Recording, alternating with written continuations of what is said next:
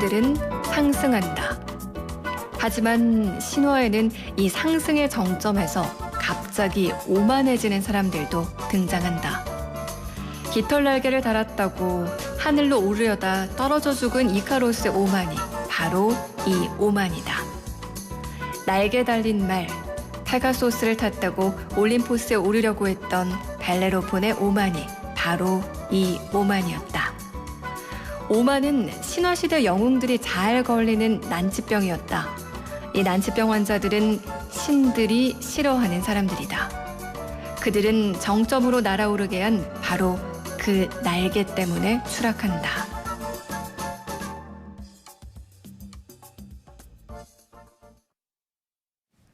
네, 매주 월요일에 문을 여는 영준 책방. 오늘은 이윤기 작가의 그리스 로마 신화 일부분을 시작을 해봤는데요.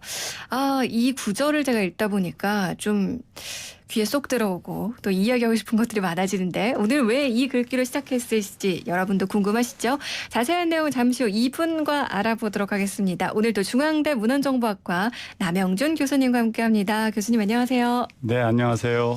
네, 오늘도 교수님께서 또 1:1 맞춤 책 처방을 청취자분들 문자에 해드릴 텐데요. 먼저 맞춤 책 처방 나도 한번 받아보고 싶다. 도대체 나한테는 이런 사연에는 어떤 책을 추천해 주실지 궁금하다 하시는 분들은요. 문자 메시지로 신청해 주시면 됩니다. 문자 메시지 보내실 때요. 말머리에 책 처방이라는 그 세 글자 달아서 보내주시면 되는데요. 샵 0945 우물정 0945번으로 보내주시면 되고요. 짧은 문자 50원, 긴 문자 사진 100원입니다. 또 예습 채팅창 유튜브 보이는 라디오 채팅창으로도 사연 보내실 수 있습니다. 많이들 좀 사연을 보내주셨으면 좋겠어요. 그쵸, 교수님? 네. 그래야지 이제 교수님께서 어떤 사연을 책 처방하면 더 재밌을까 고민하실 수 있잖아요. 그렇습니다. 그렇죠. 오늘은 또 고민하시다가 하나를 못 고르셔서 두 분께. 네, 2개 골랐습니다. 네.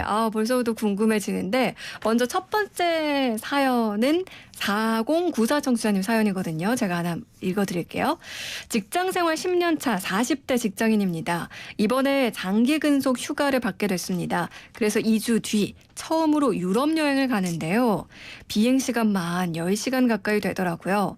일단 여행책은 챙기긴 했는데 비행기 안에서 그리고 호텔에서 짬짬이 읽을 만한 책 처방 부탁드립니다. 이렇게 보내주셨어요. 일단 장기 근속 휴가라뇨. 너무 부럽고 멋진 사연이네요. 그렇죠? 너무 멋집니다. 네. 진짜 어느 직장에 다니시는지 몰라도 아주 좋은 직장인 것 같습니다. 그러게요. 그것도 계절 중에 가장 아름답다는 가을에 보내주시는 포상 여행이니까 정말 남의 일인데도 정말 너무 좋습니다. 네. 그래서 이런 좋은 여행을 더 좋게 만들 수 있는 책을 말씀드려야 해서 다른 때보다 더 많은 책을 한번 찾아봤습니다. 그래서 4094님이 호텔에서 짬짬이 읽으신다 하길래 한번 비행기 타고 가다 보면 뭐 영화도 보고 그다음에 잠도 자고 그러는데 그 사이사이에도 짬짬이 읽어서 아주 좋을 만한 책을 한번 골라본 겁니다. 네. 짬짬이 읽을 수 있는 책이라고 하면 왠지 한 번에 한 권을 다 읽지 않아도 될 만한 그런 느낌이 드는데 네. 혹시 뭐 여행 관련된 에세이 이런 걸까요?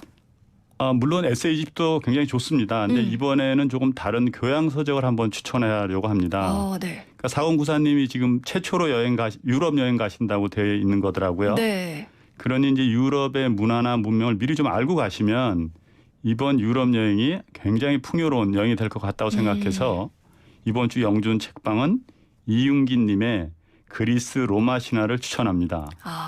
맞아요. 이게 알고 가면 또 보이는 게 다르더라고요. 다르죠.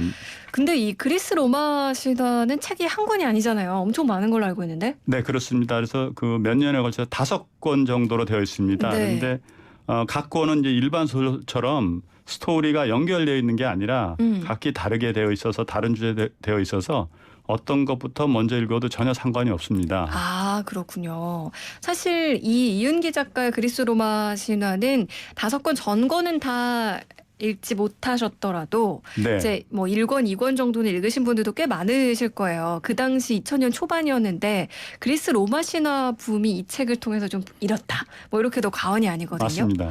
이 책을 특별히 처방하신 이유 뭘까요?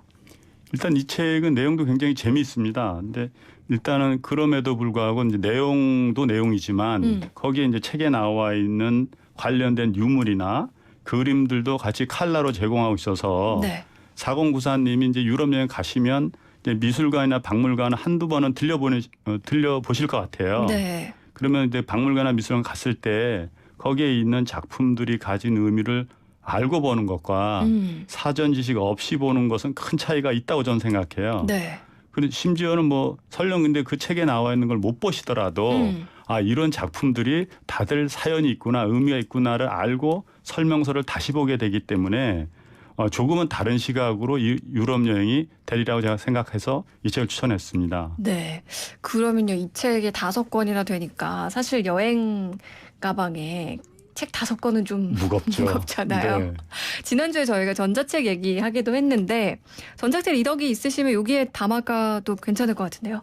네, 그렇습니다. 지금 이 책 5권 모두 그 전자책으로 나와 있습니다. 근데 제가 조금 올드해서 그런지 몰라도 여행에는 역시 그냥 종이책으로 갖고 가는 것이 좀 멋있어 보여요. 저는요. 아, 그렇죠. 네, 뭔가 네. 사진의 소품으로 좀 사용할 네, 수도 그렇습니다. 있고요. 네. 그래서 근데 만약에 이제 그 4094님이 만약 책 무게 때문이라면 저는 이제 세 번째 책 부제가 네. 신들의 마음을 여는 12가지 열쇠라는 책인데 네. 이 책만이라도 하나 갖고 가실 것을 추천합니다. 아, 이 책에 특별히 3권을 추천해 주신 이유가 유적지나 유물에 관한 내용이 많이 담겨 있어서 그런 건가요? 네, 상대적으로 많이 담겨 있고요. 그다음에 그 3권의 주제 자체가 네. 이 그 유럽의 미술관 박물관에 있는 그 작품들하고 굉장히 스토리가 연관된 게 많아서입니다. 또 하나는 이제 다른 권에도 이제 많이 나타나지만 특히 3권에는 그 요소에 우리들 사람들 마음에 울림이 있는 네. 그런 내용 글귀들이 있습니다. 그래서 네. 그중 하나가 시작할 때 조현지 아나운서가 읽어준 구절입니다. 아, 제가 아까 시작하면서 여기서 좀 이야기 나누고 싶은 구절도 있고 한데 네. 잠시 후 얘기 나눠볼게요 라고 말씀을 드렸었잖아요. 가장 인상적이었던 게 오만이라는 게 신화시대 영웅들이 잘 걸리는 난치병이었다. 이게 영웅이다 보니까 내가 최고야 라는 생각을 많이 가져서인 거겠죠. 이 구절을 뽑아주신 이유가 딱히 있을까요? 네, 그 일단 오만이라는 거는 제가 보면 여러 번의 성공 뒤에 나타나는 거더라고요. 그래서 성공해서 주는 달콤함을 계속해서 추구하다 보면 결국은 나락에 이제 추락한다는 거 아니겠습니까? 그래서 정말 인생을 살 때 성공도 마주치게 되고 실패도 마주치게 되는데 성공이라는 걸 마주쳤을 때 더욱 조심하라는 어떤 경구죠. 그래서 이런 내용들이 이윤기님한테 그 책 중에서 자주 나타나요. 근데 네. 그중에 가장 좋아하는 작품입니다. 구절입니다. 네. 그래서 이 책에서는 요 구절에서 본 것처럼 우리 인간의 욕심이라든가 신들의 징벌, 사랑이라는 뻔한 소설적 요소도 함께 있지만 삶의 지혜를 얻을 수 있기 때문에 이 책을 4094님의 알찬 여행을 기원하면서 자신 있게 추천한 겁니다. 네. 왠지 생애 첫 유럽 여행이 좀 더 풍부해지고 풍요로워지지 않을까라는 생각이 드는데요. 이윤기 작가의 그리스 로마 신화 처방책으로 또 전해드렸습니다. 만약에 혹시 한 권만 고른다면 그중에 3권. 네. 자, 그러면요. 이번에는 두 번째 청취자분의 사연도 소개해 볼게요. 오늘 이제 두 분 거를 저희가 처방해야 되니까 빨리빨리 진행해 보도록 하겠습니다. 5900 청취자님 사연이에요.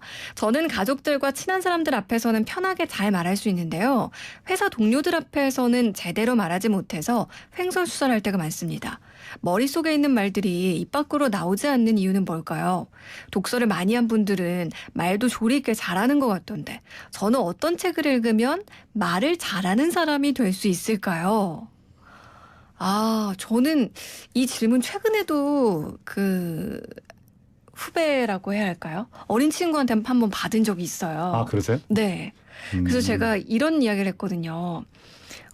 글을 잘 쓰고 책을 많이 읽는 사람들 중에서 말을 잘하는 사람은 많은데 반대로 말은 잘하는데 그 내용이 없는 사람들도 많다. 네. 이런 얘기를 했었거든요. 근데 아마 공감하시는 분들 많으실 것 같아요. 네, 그렇죠. 일단 그냥 사연 보내주신 거랑 보면 네. 5900번님은 약간의 이제 대화와 울렁증이 있는 것 같고 특히 이제 다른 사람들 앞에서 실수할까 봐 많이 말씀하시길 주저하는 것 같아요.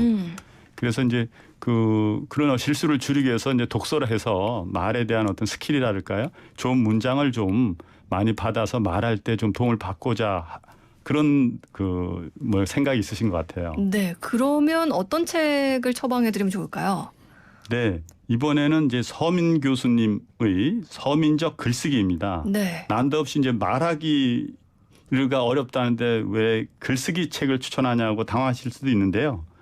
저는 개인적으로 아까 아나운서님 말씀하신 대로 글 쓰는 거하고 말하는 게 거의 유사하다고 생각합니다. 그러니까 도서관에 가보면 이제 발표 잘하는 웅변책 이런 것들이 많이 있는데 네.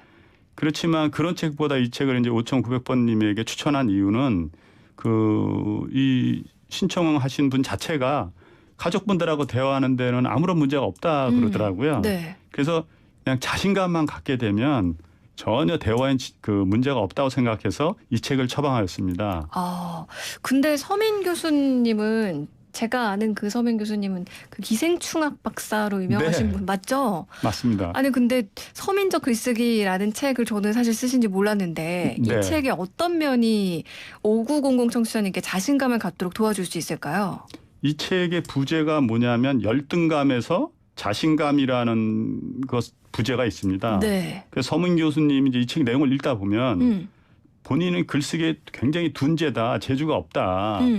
심지어는 극단적으로 그런 것 때문에 본인이 굉장히 자신감을 잃었다고 쓰여 있어요. 그래서 본인 스스로가 자기도 글 잘 쓰는 사람들을 보면 자기랑 비교해서 너무 많은 것을 알고 있고 표현도 좋았는데 도저히 이제 서민 교수님은 그럴 자신이 없다고 생각했답니다. 네.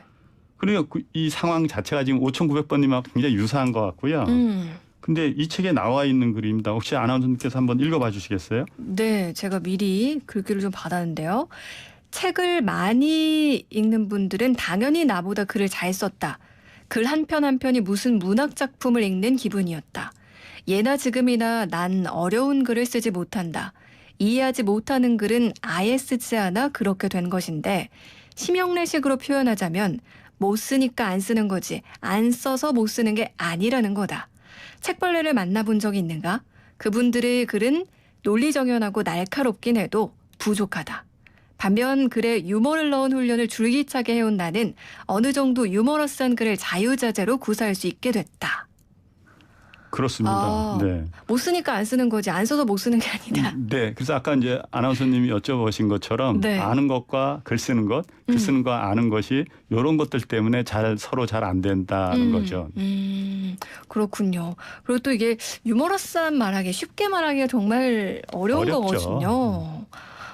그렇군요. 아니 그러면요. 요걸 이제 활용해서 5900 청취자님이 어떻게 좀 말을 하실 수 있을까요? 일단 제 생각에는 이제 5900님께서는 이제 논리 정연하게 말해야 된다고 이제 생각하시는 것 같아요. 죄송한 표현입니다. 강박관념적으로. 그러니까 이제 네. 편한 사람들 앞에서는 말을 잘하다가도 네. 회사에서는 말을 또 못하게 되시는 거겠죠? 잘하고 싶다는 생각 때문에 그러는 것 같아요. 네. 그래서 저는 생각이 이제 독서를 많이 하면 상대방을 이해하거나 혹은 설득하기가 많이 유리하다고 생각은 해요.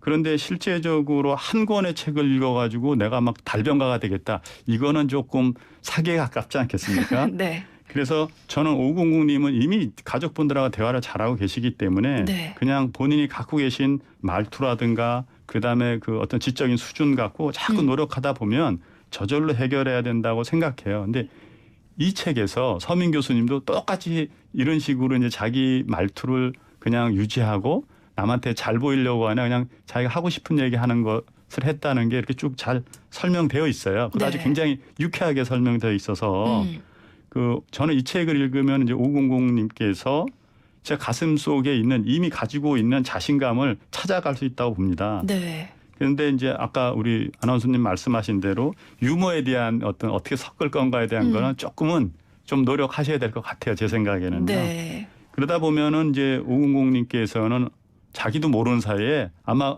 외부에서의 모임에서 본인이 리드하면서 주도하고 있을 거라고 저는 확신합니다. 네. 아니 그리고 유머가 사실 저도 청취자분들께 막 아재 개그도 내고 말장난도 네. 치고 뭐 이렇게 하긴 하는데 이게 중요한 게요. 좀 뻔뻔함이 있어야 되더라고요. 사람들이 맞습니다. 좀 안 웃고 뭐야 막 이렇게 해도 그냥 혼자 그냥 웃는 거죠. 그래서 아까 제가 말씀드린 것처럼 네. 뭘 해야겠다라는 이제 강박관념보다는 지금 아나운서님 말씀하신 것처럼 네. 그냥 내가 하고 싶은 대로 얘기하다 보면 그게 이제 빵빵 터지기도 하고 네. 내 상대방 이해하기도 쉽고 이렇게 된다고 저는 생각합니다. 네. 100번에서 한 번 정도 사람들이 빵 터진다면 성공한 성공인 거죠. 거죠. 네. 개그맨들도 매일 웃긴 건 아니잖아요. 네. 그렇죠. 네.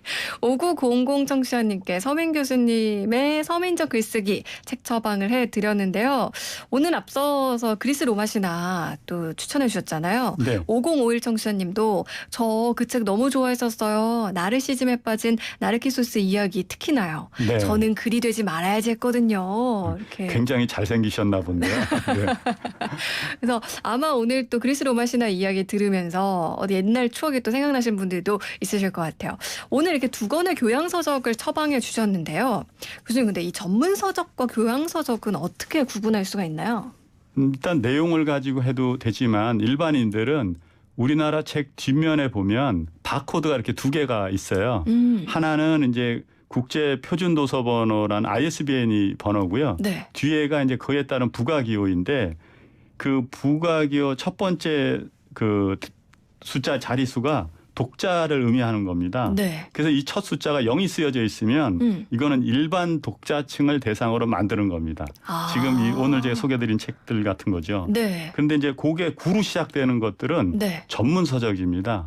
그래서 이제 뭐 간단하게 그 도서관이나 혹은 서점에 가서 야 이게 전문 서적인가 아니면 일반 서적인가 이렇게 궁금하시면 그냥 책 뒷면에 봐서 두 번째 부가 첫 자릿수 보셔서 0이면 일반 서적, 교양 서적이고요.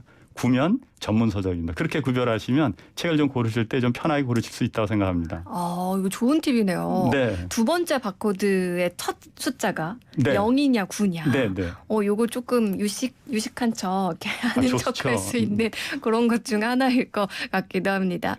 오늘 또 유튜브 보이는 라디오로도 김원구님, 오또우레님, 잘 먹는 곰님 또 교수님께 인사 건네주셨어요. 네, 고맙습니다. 한번 들어주세요. 감사합니다. 네. 매주 월요일에 함께하는 영준 책방 오늘도 중앙대학교 남영준 교수님과 함께했습니다. 오늘 말씀 고맙습니다, 교수님. 네, 감사합니다. 네, 양희은의 가을 편지 띄워드립니다.